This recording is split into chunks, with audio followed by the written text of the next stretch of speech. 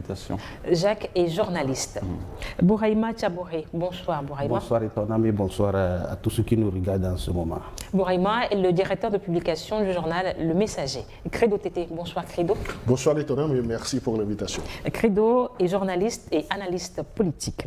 Le Premier ministre burkinabé Rim Talba, Jean-Emmanuel Ouédraogo, a inauguré mardi la centrale thermique d'urgence de Pabré d'une capacité de 50 MW dans le cadre des efforts du pays qui visent à renforcer sa souveraineté énergétique.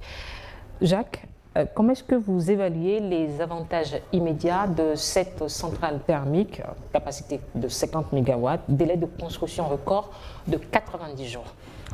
Vous savez, il faut reconnaître que depuis un certain temps, quand vous prenez les pays qui sont souvent sur la côte, vous prenez le Togo, vous prenez le Bénin, vous prenez par exemple le Ghana, le constat fait aujourd'hui, c'est que les barrages hydroélectriques n'arrivent plus à alimenter en électricité les populations.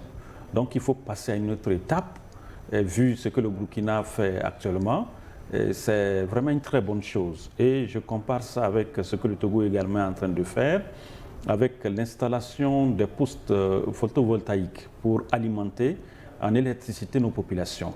J'ai suivi un peu le lancement fait par le Premier ministre du Burkina Faso concernant ce projet qui doit aider effectivement à alimenter des zones au niveau du Burkina Faso. Et puis, le plus important, comme vous l'avez si bien dit, c'est le temps record accordé à cette société pour la réalisation de ces projets. Le plus important aujourd'hui, on constate que quand même l'Afrique n'est plus à la traîne par rapport à la réalisation de certains projets, ce qui est intéressant. Je crois que l'acte que le Burkina vient de poser doit susciter également les autres pays, par exemple, qui veulent installer ces genres de projets, de pouvoir faire confiance effectivement à la main locale. C'est-à-dire qu'il faut vraiment avoir confiance à ces entreprises et à ces ingénieurs que nous avons aujourd'hui au sein de nos pays pour pouvoir réaliser ce genre de projets. Et vous avez vu l'enthousiasme effectivement que les populations ont eu lorsque effectivement le Premier ministre burkinabé a effectivement inauguré cette installation. J'ose croire qu'avec cette installation, ça pourra profiter également aux populations. Quoi qu'on dise, aujourd'hui, pour faire développer aujourd'hui un pays, il faut de l'énergie. On parle également des routes, parce que souvent on dit que le développement passe par le développement de la route, et c'est vrai, mais le développement également d'un pays doit passer aujourd'hui par l'énergie. Parce que vous n'avez pas l'énergie, vous ne pouvez pas installer aujourd'hui, quoi qu'on dise, les grandes sociétés, les grandes firmes au niveau effectivement des localités pour pouvoir effectivement engranger la main-d'œuvre. Donc je crois que c'est une très bonne chose si d'autres pays, comme je l'ai dit, le Togo est en train également d'emboîter le pas, parce que bientôt il y a également un site qui sera installé au niveau également de Blita, parlant effectivement de ces centrales-là. Je crois que l'Afrique est en train d'émerger par rapport à ces installations. Alors, Bouraïma, comment est-ce que vous analysez la prouesse dans la réalisation de ces travaux, 3 mois au lieu des délais habituels longs? Non, je crois que tout dépend du maître d'ouvrage. Et le maître d'ouvrage, c'est le Burkina Faso, l'État du Burkina, qui a dû insister sur le fait qu'il fallait avoir utilisé les 120 jours pour pouvoir le faire. Mais l'entreprise a vu que, bon, il fallait quand même aller plus vite. Elle avait les moyens d'aller un peu plus vite. Et c'est ce qu'elle a fait. Il faut se féliciter d'une telle prouesse.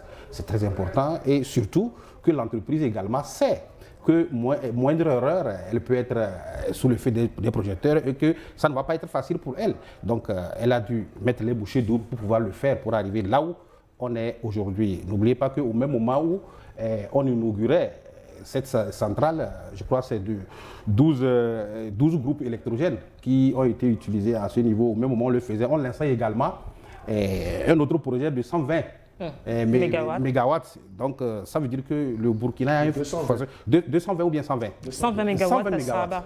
120 mégawatts. Donc, je crois que le Burkina Faso est sur une bonne lancée.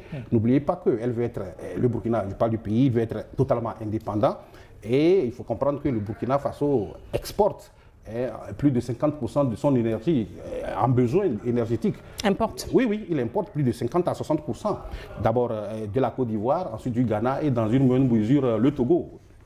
dans des projets d'interconnexion. Donc, le Burkina veut totalement être indépendant. Et vous êtes d'accord avec moi, lorsque vous êtes énergiquement indépendant en matière d'énergie, ce que cela impose que le pays soit développé, cela permet quand même aux activités commerciales un peu plus fluides, et cela permet également d'être éclairé. Si je vais parler en matière d'électricité, vous êtes d'accord avec moi que nous en souffrons aujourd'hui avec les coupures intempestives, et justement c'est parce que nous aussi, nous sommes également dépendants d'autres pays. Donc vraiment, vous pensez que cette centrale thermique d'urgence est donc la réponse adéquate à tous ces problèmes? C'est une centrale, c'est une réponse adéquate, mais pas définitive. Pas définitive, justement, c'est pour cela que le Premier ministre a fait le lancement d'autres projets pour le faire. Le Burkina Faso, au total, a besoin en réalité de 2800 mégawattheures d'énergie pour pouvoir être à l'abri. Mais aujourd'hui, combien le Burkina produit? Environ 1,8, 1,400 ou bien 1,400 mégawattheures aujourd'hui sur toute l'étendue du territoire. Donc ça veut dire la moitié. La moitié, 50 à 60% est sujet à l'exportation de l'énergie. Or, nous savons que s'il n'y a pas d'énergie, les choses ne peuvent pas fonctionner. Et en plus de cela, n'oubliez pas, lorsque nous parlons des groupes électrogènes, le Burkina Faso continue par être toujours dépendant parce qu'il faut utiliser le fioul, il faut utiliser le gasoil. Donc tout ça, c'est très important. Dans nos pays aujourd'hui, je pense qu'il faut aller vers l'énergie solaire. Jacques l'a dit tout à l'heure, le Burkina Faso est déjà parti dans ce sens. Je pense que c'est environ 13%. Ou bien 10% en matière d'apport en énergie solaire. Le Togo aussi est pratiquement sur la même voie. Donc il faut regarder dans cela. Au finish, voir, c'est vrai, les centrales thermiques qu'on est en train de mettre en place, c'est une bonne chose, mais au finish, je pense qu'il faut évoluer vers l'énergie solaire. Et justement, c'est la question que je souhaite adresser à Credo. Le recours aux thermiques fossiles est-il un compromis acceptable aujourd'hui en matière pour garantir l'autosuffisance énergétique malgré les enjeux environnementaux? Credo.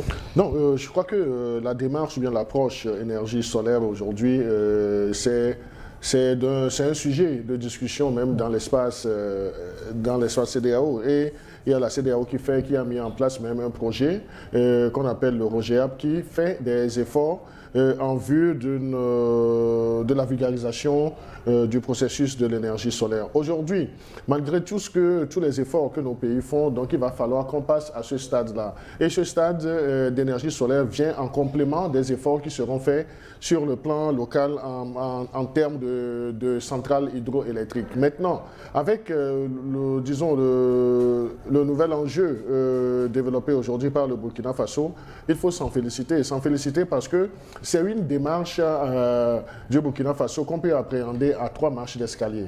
Tout d'abord, il y a